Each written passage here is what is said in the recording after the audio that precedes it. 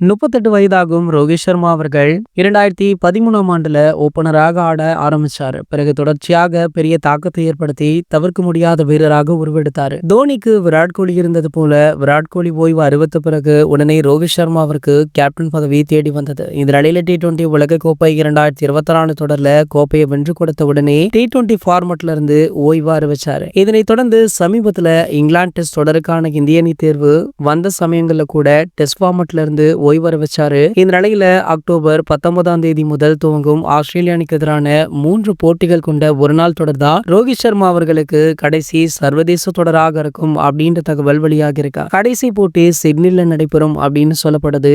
அப்போது ரோஹித் சர்மாவிற்கு பெரிய அளவுல பிரிவு உபச்சார விழாவை நடத்த BCCI பிளான் போட்டிருக்காங்களாம். ஆஸ்திரேலிய கிரிக்கெட் வாரியமுமே இணைந்து இந்த விழாவை சிறப்பிக்க இருக்காங்க.